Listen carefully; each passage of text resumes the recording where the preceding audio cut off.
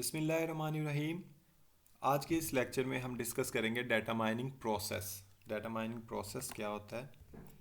तो इसको स्टार्ट करने से पहले ये आपको एक पिक्चर नज़र आ रही है जिसके अंदर कुछ स्टेप्स बने हुए हैं and here is an arrow that shows कि ये एक आइट्रेटिव प्रोसेस है। जैसे स्टेट करेंगे कोई प्रॉब्लम, अगर जो कि डाटा माइनिंग का फर्स्ट फेज़ है, इसके अंदर कोई प्रॉब्लम स्टेट करेंगे तो वापस फिर इसी पे आ सकता है। वो इसी तरीके से वो नेक्स्ट पे जाएगा अगर यहाँ से बिल्कुल क्लियर है, और नेक्स्ट वाला स्टेप फिर आइटरेटिव है, it can repeat itself. और फिर इसी तरीके से we will go through each of the steps one by one. तो उसकी एक डेफिनेशन हम पहले इसको रीड आउट कर लेते हैं।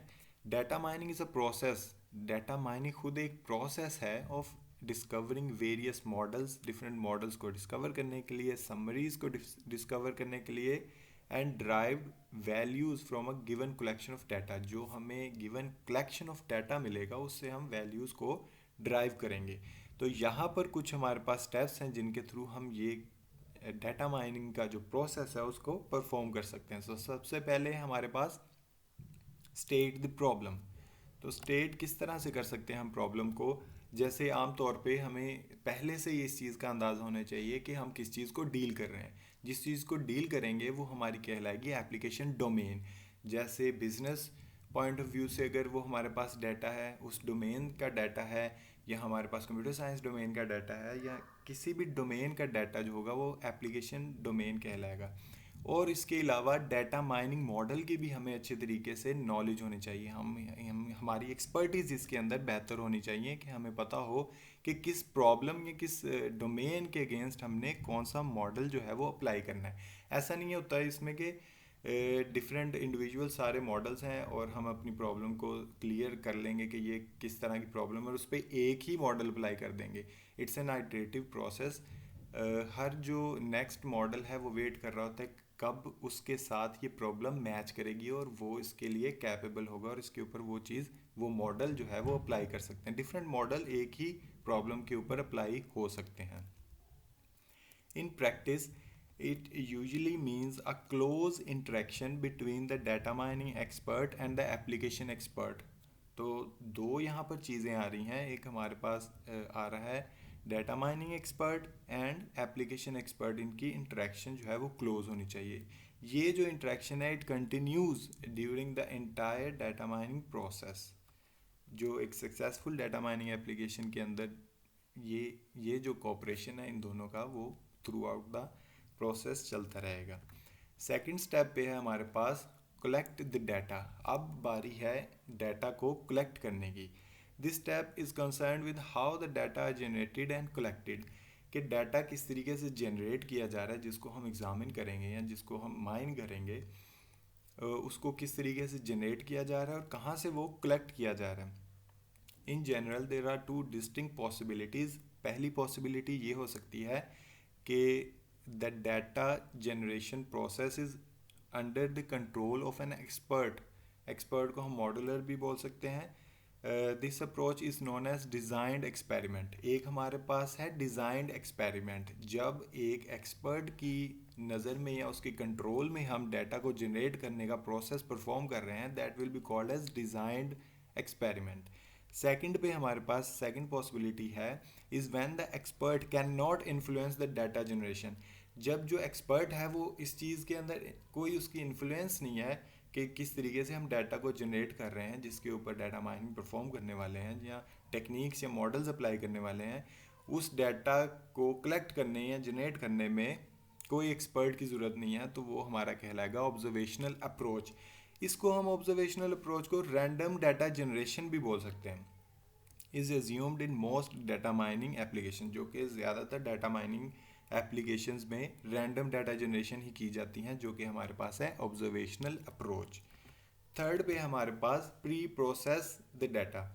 अब डाटा हमने कलेक्ट किया है उसके ऊपर प्री प्रोसेस कोई चीज़ें, ऐसी चीज़ें उसके ऊपर अप्लाई करेंगे जो हमें ना चाहिए हो, या कुछ भी अप्लाई करेंगे। वो क्या चीज़ होगी वो हम इस स्टेप के अंदर डिस्कस करेंगे। In the observational setting data usually collected from the existing database. जो पहले से डाटाबेसेस मौजूद हैं उनमें से हमने डाटा लिया है, या डाटा वेयर हाउसेस हो सकते हैं, या डाटा मार्ट्स में से वो डाटा हमने जो कलेक्ट किया है वो हो सकता है। Data pre processing usually include at least 2 common task इसके अंदर होंगे, outlier detection and removal. Outlier detection हमने लास्ट लेक्चर में भी डिस्कस किया है। आउटलायर बेसिकली होता क्या है, अनयूजुअल डाटा वैल्यूज़ होती हैं कि जो कंसिस्टेंट ही ना रहें जब भी हम उनको ऑब्ज़र्व कर रहे हों। मतलब अगर एक वैल्यू को मैंने 15 दफ़ा ऑब्ज़र्व किया है या 50 दफ़ा ऑब्ज़र्व किया है, हर दफ़ा वो उसकी जो मुझे रिज़ल्ट आ रहा है वो डिफरेंट आ रहा है पहले वाले रिज़ल्ट से, तो ये इनकंसिस्टेंट जो वैल्यूज़ होती हैं वो आउटलायर डिटेक्शन डिटेक्ट करेगी। अब डिटेक्ट तो हो गई ऐसी वैल्यूज़ हमारे पास, अब उनको हम करेंगे क्या, इसके लिए भी हमारे पास कुछ स्टेप्स हैं। एक तो स्टेप हमारे पास ये है, या एक तरीका ये है इसको डील करने का, वो है detect and eventually remove outlier as a part of the pre processing phase.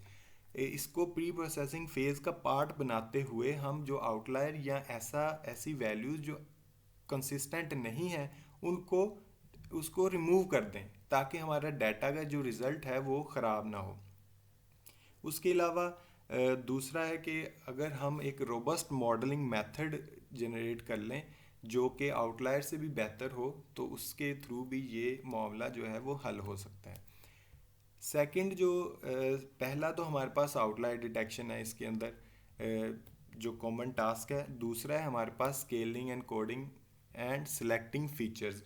अब डाटा जो हमने कलेक्ट किया है इसके ऊपर प्री प्रोसेसिंग का जो दूसरा फेज़ है वो किस तरह से अप्लाई किया जाएगा कि डाटा जो प्री प्रोसेसिंग का है include several steps such as variable scaling and different types of encoding. इसके अंदर वेरिएबल को स्केल किया जाता है, वेट किया जाता है उनका, उनकी वैल्यूज़ का, and different types of encoding भी की जाती है। अब इसकी एग्जांपल ऐसे ही है जैसे अगर एक फ़ीचर की बात करें जो कि रेंज कर रहा हो 0 और 1 की रेंज में, एक ऐसा फीचर हम निकाल रहे हैं जो कि 0 और 1 की रेंज के अंदर लाई कर रहा है, और उसी जगह पे एक दूसरा फीचर हम ले रहे हैं जो कि -100 से 1000 की रेंज में है, will not have the same weight in the applied technique. अब इनका वेट आप देख रहे हो, इनकी रेंज कितनी ज़्यादा एक दूसरे से डिफ़र कर रही है। They will also influence the final data. अब ऐसी डाटा माइनिंग रिजल्ट्स के अंदर ये इन्फ्लुएंस करेगा, इसका बहुत ज़्यादा इम्पैक्ट पड़ेगा। अब इसको हम रिजॉल्व किस तरह से कर सकते हैं, it is recommended to scale them and bring both features to the same weight for further analysis. अब इसको हम एक ऐसे ऐसे पॉइंट पे लेके आ सकते हैं जहाँ पे दोनों का वेट कुछ मिलता जुलता बन जाए, ताकि हमारा जो एनालिसिस का प्रोसेस है वो कंप्लीट हो जाए। और ये प्री प्रोसेस हम अप्लाई करते हैं डाटा के ऊपर जो हम कलेक्ट कर लेते हैं डाटा बेसिस से या डाटा वेयर हाउसेज से।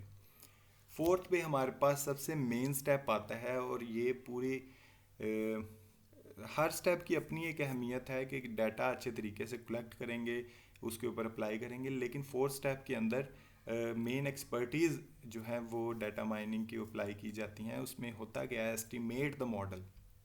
हमने एक ऐसा मॉडल अब इसके ऊपर अप्लाई करना है जो इसके ज़्यादा अप्रोप्रिएट होगा इसके लिए। The selection and implementation of appropriate data mining technique is the main task in this phase. This process is not straightforward. Usually in practice the implementation is based on several models. ये several models पे हमारी implementation base कर रही हो सकती है, लेकिन उसमें से बेस्ट वन को सिलेक्ट करना ही हमारा एडिशनल टास्क या मेन टास्क कहलाएगा। The last step of this process is interpret the model and draw conclusion. Interpret हम किस तरह से करेंगे मॉडल को, जो हमने मॉडल सेलेक्ट कर लिया, एस्टिमेट कर लिया है कि this model will go through this problem, या इसके साथ जो मॉडल जाएगा इस एप्लीकेशन के साथ वो कौन सा होगा, और फिर उसको इंटरप्रेट भी करना है। और इंटरप्रेट बेसिकली कैसे करेंगे, in most cases data mining model should help in decision making, और यही जो मॉडल है हमारे मोस्ट केसेस में इसी से डिसीजन बनाया जा सकता है, कोई डिसीजन कर सकते हैं हम फर्दर। जैसे कोई अगर मैं एनालिसिस करता हूँ किसी भी डाटा का, तो उसकी बेस पे मैं अपना डिसीजन मेक करता हूँ कि कितने स्टूडेंट्स पास हैं, कितने स्टूडेंट्स फेल हैं। तो अगर ऐसा मैं कोई एनालिसिस कर रहा हूँ तो ये मेरा डिसीजन होगा कि कितने स्टूडेंट पास हैं, कितने स्टूडेंट्स फेल हैं। तो इसमें बहुत ज़्यादा हेल्प आउट करता है डिसीजन मेकिंग में data mining model. Hence such model need to be interpretable in order to be useful. बहुत ज़्यादा मॉडल्स जो हैं उनको इंटरप्रेटेबल होना चाहिए ताकि वो यूज़फुल हों। अब ऐसा है कि humans are not likely to base their decision on complex black box model. अब ब्लैक बॉक्स मॉडल ऐसे मॉडल्स होते हैं जिनके अंदर जो वर्किंग हो रही है उसके बारे में यूज़र को कोई पता नहीं चलता, लेकिन ह्यूमंस जो हैं इस चीज़ से थोड़ा सा गुरेजी कर रहे हैं ताकि उन्हें प्रोसेस के बारे में पता चले कि प्रोसेस के अंदर आखिर हो क्या रहा है। That shouldn't be black box. Usually simple models are more interpretable. जो सिंपल मॉडल्स हैं वो ज़्यादा इंटरप्रेटेबल हैं, but they are less accurate. लेकिन वो क्या हैं, लेस एक्यूरेट हैं। Modern data mining methods are expected to yield highly accurate results using high dimensional models. High dimensional models को यूज़ करते हुए हम जो है डाटा माइनिंग के मेथड्स को हाईली एक्यूरेसी गेट कर सकते हैं उसके through. So this would be the last step of data mining process. I hope you get the point. Thank you. Allah Hafiz.